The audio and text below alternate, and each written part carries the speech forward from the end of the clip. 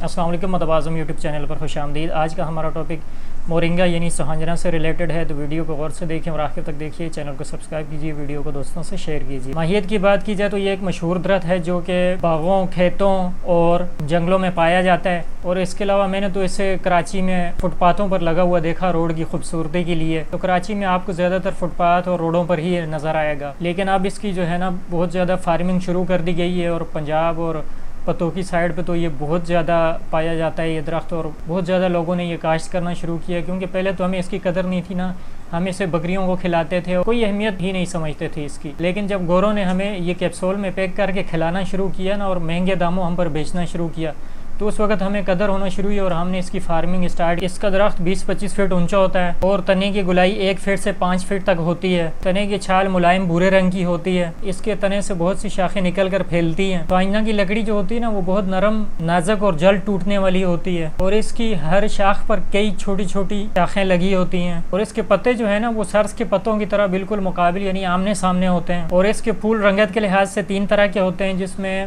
سرخ، زرد اور سفید رنگ کے پھول ہوتے ہیں، جس میں زیادہ تر جو ہے وہ سفید رنگ کے ہی استعمال کیے جاتے ہیں، اور اس کے پھولوں میں سے خوشبو بھی آتی ہے۔ پھلیوں کی بات کی جائے تو پھلیاں لمبی اور پتلی ہوتی ہیں، اور لگ بھگ 9 انچ سے 1.5 فٹ تک لمبی ہوتی ہیں، اور ان کا رنگ گہرا سبز ہوتا ہے، اور ان پر لمبی لمبی داریاں بنی ہوتی ہیں، اور جب پھلیاں پک جاتی ہیں تو ان میں جو بیج موجود ہوتے ہیں وہ بھی موٹے موٹے ہو جاتے ہیں، اور انہی بیجوں سے پودا اگایا جاتا ہے۔ بیج اوپر سے مٹیالے اور اندر سے سرخ رنگ کے ہوتے ہیں، اور اس کے درخت کو لگانے کے لیے اس کے شاخ کا بھی استعمال کیا جاتا ہے۔ مزاج کی بات کی جائے تو مزاج گرم خشک درجہ سوم ہے، لیکن بعض حکماء کے نزدیک گرم خشک درجہ دوم بھی ہے۔ اب بات کرتے ہیں فوائد کی، تو فوائد اس کے بے انتہا ہیں۔ اس کے بارے میں کہا جاتا ہے کہ سوہنجنا 300 بیماریوں کا علاج ہے، یعنی یہ ایک کرشماتی ڈاکٹر پودا ہے۔ لیکن میں نے یوٹیوب پر اکثر دیکھا کہ لوگ اس کے نقصانات بھی بتا رہے ہوتے ہیں کہ بھائی یہ اس کے نقصانات بھی ہیں اور یوں ہیں اور وہ ہیں، تو اس کے بارے میں آپ کو کلیئر کروں گا، لیکن پہلے میں آپ کو اس کے فوائد بتا دوں۔ سوہنجنا سرد اور بلغمی امراض میں بہت مفید ہے۔ اس کے پتوں، پھولوں،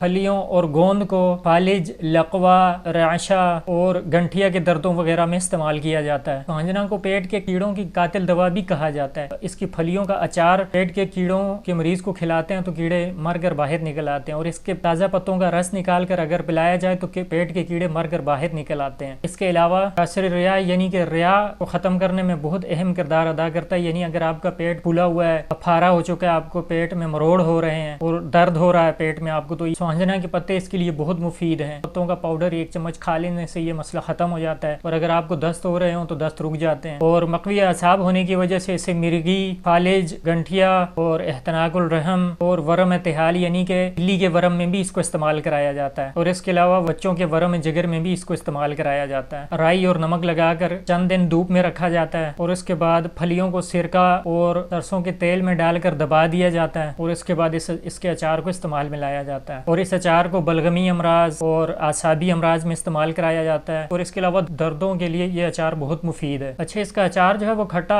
تو ہوتا ہے لیکن اعصاب کو نقصان نہیں دیتا، کیونکہ عام یا باقی قسم کے جو اچار ہوتے ہیں وہ اعصاب کو نقصان دیتے ہیں، پر یہ نہیں دیتا بلکہ اعصاب کو طاقت دیتا ہے۔ تو اگر آپ سے یہ اس کا پاؤڈر نہیں کھایا جاتا، ذائقہ آپ کو پسند نہیں ہے، تو آپ اس کے پاؤڈر کے کیپسول بنا لیں، مارکیٹ سے 0 سائز کے لے لیں، اور آپ 00 کا کیپسول بھی لے سکتے ہیں، یعنی اس سے بڑا سائز آپ اسے بھر کے صبح دوپہر شام بھی استعمال کر سکتے ہیں، اور صبح شام بھی استعمال کر سکتے ہیں۔ اس کے علاوہ اگر آپ کے جسم پر سوجن ہے، جیسے خواتین کو مینسز وغیرہ بند ہو جاتے ہیں اور ان کے جسم بڑھنا شروع ہو جاتا ہے، رطوبات فاسدہ بڑھ جاتی ہیں جسم میں، یا بلغمی امراض والے جن کو بلغم کی شکایت رہتی ہے، تو ایسے لوگ اس کے پتوں کا کہوا بنا کر استعمال کریں، اور ساتھ میں اس میں لیموں کا رس ملا لیں، اور میٹھے کے لیے آپ شہد یا گڑ بھی استعمال کر سکتے ہیں۔ جسمانی ورموں کو بہت تیزی سے تحلیل کرتا ہے اور اندرونی زخموں کو بھرتا بھی ہے۔ بس کوشش کریں کہ جو یرقان کے مریض ہیں، یہ بہت زیادہ دبلے پتلے مریض ہیں، یہ بہت زیادہ گرمی میں کام کرنے والے لوگ ہیں، وہ اسے استعمال نہ کریں۔ اگر کرنا چاہتے ہیں تو پانی کا استعمال زیادہ کریں، نقصان یہ کسی کو نہیں دیتا۔ اب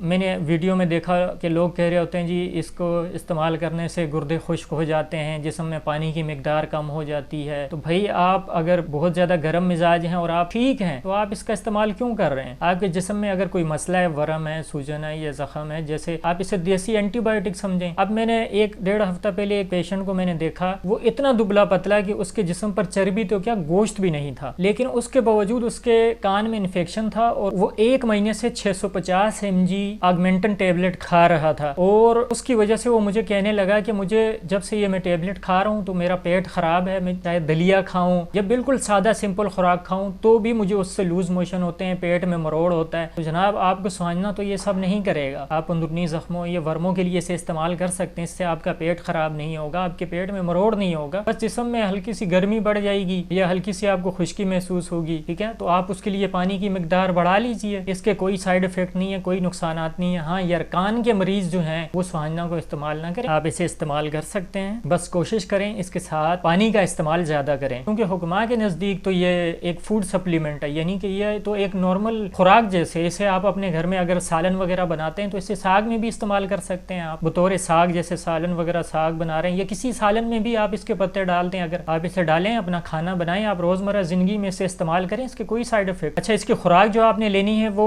چائے کا آدھا چمچ آپ صبح شام بھی لے سکتے ہیں اور صبح دوپہر شام بھی لے سکتے ہیں, یعنی 1 گرام سے لے کے 6 گرام تک اس کے پتوں کا صفوف آپ لے سکتے ہیں. استسقا یعنی کہ جن کے پیٹ میں یا جسم میں کسی حصے میں پانی پڑ جاتا ہے تو ایسے لوگ سوہنجنا کے جو بیج ہیں اس کا پاؤڈر بنا کر اسے استعمال کر سکتے ہیں. آپ اس کے لیے 0 سائز کا کیپسول بھر لیں یا آدھا چمچ چائے والا صبح شام استعمال کریں, اور اس کے علاوہ اس کی پھلیوں کا اچار بھی استعمال کر سکتے ہیں آپ. تو انشاءاللہ استسقا کے ٹاپک پر جب میں ویڈیو بناؤں گا الگ سے تو اس میں میں اس کا ذکر کر دوں گا. تو اگر آپ کا کوئی سوال ہے تو آپ ڈسکرپشن میں نے انسٹاگرام کا لنک دیا, آپ اس پر رابطہ کر سکتے ہیں. امید کرتا ہوں یہ ویڈیو آپ کو پسند آئی ہوگی. چینل کو سبسکرائب کیجیے, ویڈیو کو دوستوں سے شیئر کیجیے. فی امان اللہ.